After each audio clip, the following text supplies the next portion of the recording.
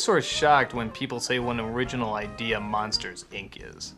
I don't know, I just know I've seen this idea in other Saturday morning cartoons with monsters that go and scare kids and then they return to sort of like this office environment like it's almost a business. I've seen it before. But just because something's been done before doesn't mean it's necessarily bad, as long as they can bring something new and unique to it. And that's exactly what Monsters, Inc. does. It creates characters, it creates an environment, it creates an interesting reason why they need to scare little kids. But I don't know if these characters are really on par with, say, the Toy Story series, or the story for that matter. Does that make it bad? Well, let's take a look at what we got. You got two monsters, one played by Billy Crystal and another played by John Goodman. They're great at scaring little kids and getting them to scream. Why is it important to get them to scream? Well, because apparently the monster world that they live in is powered by the screams of children. It's how they harness their energy, electricity, and so forth. That's kind of creative.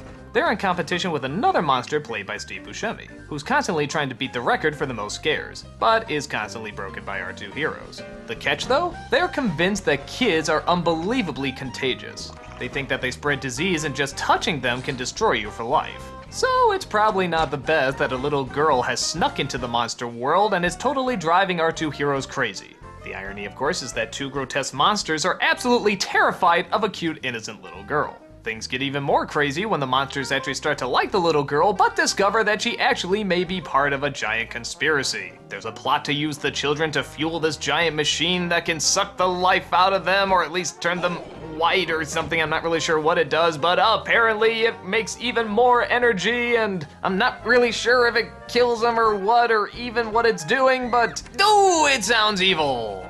Yeah, okay, the evil plan in this movie is a little complicated, and honestly, even I could barely follow it. And unfortunately, that's not the film's only shortcoming. People may disagree with me, but while I think John Goodman's performance is fine, I really don't get into Billy Crystal.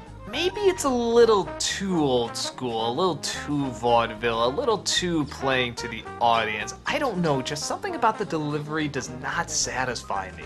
Well, then why don't you find some place for it to sleep? While I think of a plan! Yeah! I could see like a Patton Oswalt in this role, or a Jack Black, but there's a lot of scenes where I was saying to myself, I should be laughing at this, so why am I not? And I really do think it's his delivery. And if you enjoy it, fine, it's just not for me.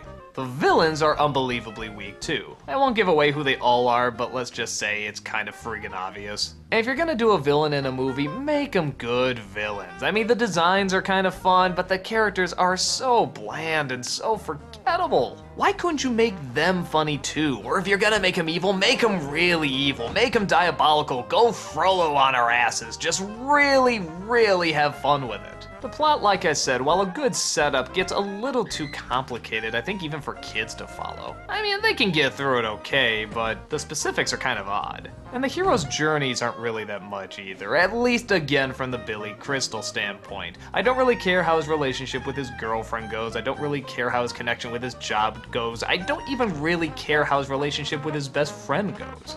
I don't know, I'm not sure if it's the character or the performance. I mean, I don't hate him, it just doesn't grab me in the least. But I'll tell you what does grab me. The setup, which is very creative, the climax, which is a ton of fun, and actually, I do like the relationship between John Goodman's character and the girl. And this is another area where you might disagree with me. People either seem to love this girl or hate her.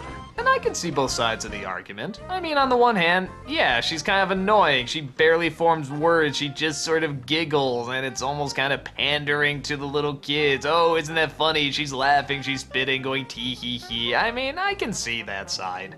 But I do sort of like how the monsters are really, really freaked out by her and how they're just downright terrified. And I like how the relationship does actually build between the two of them. I like how he starts to enjoy something that he's supposed to be afraid of. I like that he actually starts to care. I like that he starts to play with her. I don't know, maybe I'm just a schmuck for that kind of stuff. So on the whole, the movie is sort of a mixed bag. There's some stuff I really like, a lot of stuff I don't like, but it's hard to think of anything I really hate. Some of the monsters are creative, but to be fair, I think they could have been more creative on the designs. But they make up with it with some of the cool textures. Like, look at that, you can see every individual hair on that thing. So while I don't think it's the strongest, and I think a lot more jokes and character could have come from this, I think Monsters, Inc. is cute. It's not the best, but you know what? For a brief little bit of entertainment and just something bright and colorful and has a little bit of a brain to it, I'd give it a pass. I'm glad I saw it, I just don't think I would see it again.